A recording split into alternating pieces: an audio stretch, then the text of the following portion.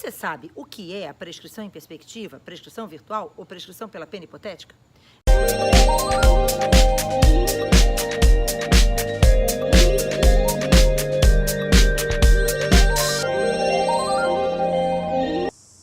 Bem-vindos ao meu canal do YouTube, bem-vindos ao nosso IGTV.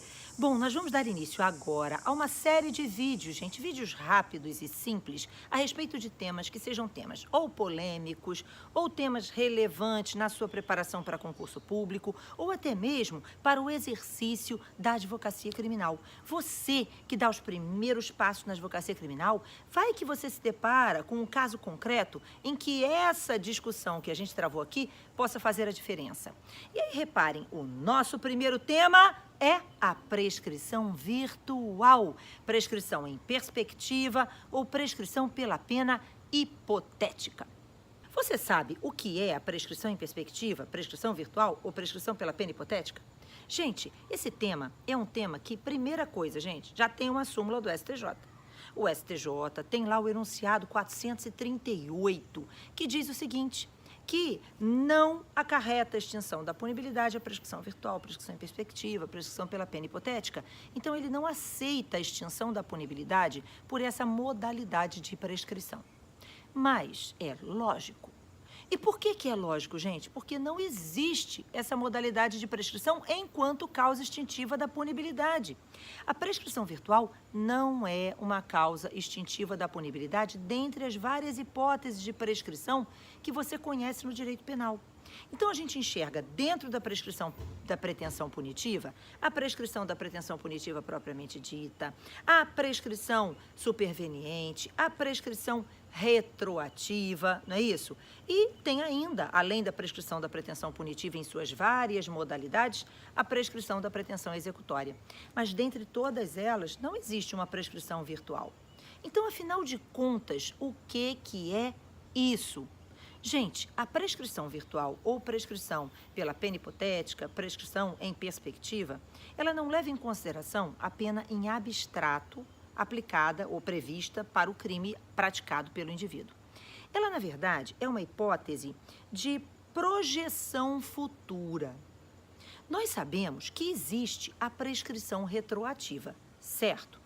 Então, no momento em que o réu é condenado e a sentença condenatória transita em julgado para a acusação, está proibida a reformácio impégios, não é isso? Ainda que exista um recurso da defesa, nós sabemos que a pena aplicada na sentença, diante da falta de recurso da acusação, ela não poderá ser agravada. Então, a partir do momento em que transita em julgado para a acusação, veja, o juiz já pode pegar a sentença aplicada ao indivíduo e fazer o cálculo do que nós chamamos de prescrição retroativa, que é fruto ou consequência do direito que aquele indivíduo possui à individualização da pena, não é isso? Eu não posso, no momento em que ele recebeu uma pena, exemplo, de 1 ano, comparar essa pena de 1 ano aplicada definitivamente a ele num crime de furto a uma pena genérica de 4 anos. É evidente que um furto que recebeu uma pena de 3 ou 4 anos é infinitamente mais grave do que aquele furto que, ao final das contas, recebeu apenas uma pena de 1. Então, o indivíduo, quando condenado e não existe mais a possibilidade daquela pena ser agravada, veja, ele tem o direito de que seja reanalisado o caso dele de acordo com a pena que ele recebeu. Não é isso? Que é a pena, veja, consequência da gravidade da conduta por ele praticada, diante das circunstâncias da conduta por ele praticada. Muito bem, mas isso só vai acontecer no dia que ele for condenado, não é isso? E houver o trânsito em julgado para a acusação. No entanto, muitas vezes, o Ministério Público se depara com situações como essa.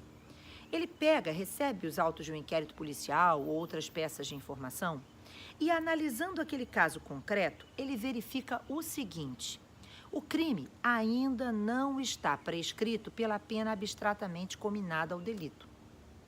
Mas, se ele oferecer a denúncia, ainda que a denúncia seja recebida, que o réu seja processado e lá na frente, ainda que o réu seja condenado, veja, diante da pena que ele provavelmente irá receber, terá ocorrido a prescrição.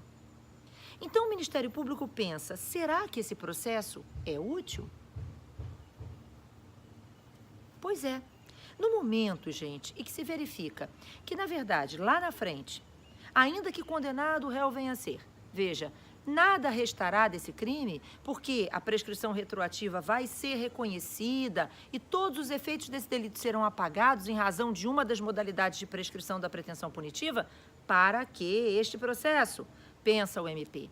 E muitas vezes o Ministério Público, então, em vez de oferecer a denúncia, ele pede o arquivamento ou apresenta uma promoção de arquivamento, sustentando falta de interesse de agir.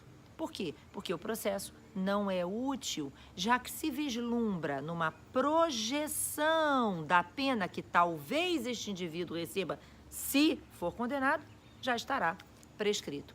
Então, na verdade, é como se nós estivéssemos virtualmente antecipando uma hipótese de prescrição.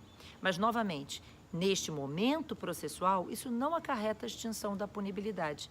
É apenas a falta de interesse de agir. O processo, na verdade, não é útil, ok? Mas aí você provavelmente vai fazer uma pergunta. Ana, o artigo 110, parágrafo 1º, na parte final, estabelece que a prescrição retroativa não pode ser reconhecida em prazos anteriores ao recebimento da denúncia. Então, como assim prescrição virtual? Como assim o MP não vai oferecer a denúncia por conta dessa suposta prescrição futura que ele vislumbra que ocorreria se o réu fosse condenado? Porque não conta a prescrição retroativa antes do recebimento da denúncia. Ah, você tem que se lembrar que o artigo 110, parágrafo 1º, parte final, ele recebeu esse acréscimo em 2010. E lei penal não retroage em prejuízo do réu. Então, se o crime tiver sido praticado até o dia 5/5 de 2010, já que a lei que alterou o 110, parágrafo 1º, entra em vigor, é vigente a partir do dia 6, veja, então, se o crime foi praticado até o dia 5/5 de 2010, o indivíduo tem, sim, direito ao reconhecimento da prescrição retroativa desde a data do fato. E é por isso mesmo que, imaginem, se o Ministério Público se depara hoje com um inquérito policial por um homicídio praticado 16 anos atrás, o réu é primário, de bons antecedentes. Gente, realmente o crime de homicídio prescreve em 20 anos, ainda não está prescrito. Mas, lógico, gente, se esse réu é primário de bons antecedentes, eu estou diante de um homicídio simples, eu não vislumbro agravante, certo? Não existe qualificadora, já que é um homicídio simples e tal, eu estou vendo que lá na frente, se esse réu for condenado, se for, ele será condenado e receberá uma pena mínima ou próxima da mínima, que com certeza já restará prescrita. Então, eu não dou início ao processo, o MP não oferece a denúncia e, às vezes, quando o MP oferece a denúncia, o juiz não a recebe pelo mesmo argumento. A ideia de prescrição virtual, prescrição em perspectiva, prescrição pela pena hipotética.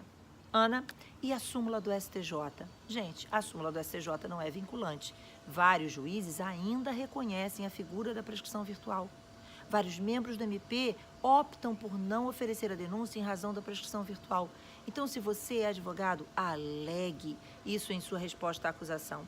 Muitas vezes, a prescrição virtual vai te trazer bons frutos num determinado caso concreto e, portanto, cada vez mais clientes para a advocacia criminal. Se você vai fazer concurso, você já sabe o que é isso e já sabe que a súmula 438 do STJ, ela importa muito para aqueles casos, em que, veja, o crime foi praticado antes da vigência da Lei 2.234, que alterou o 110, parágrafo 1º do Código Penal. Ok? Um beijinho, eu estou aguardando você no próximo vídeo.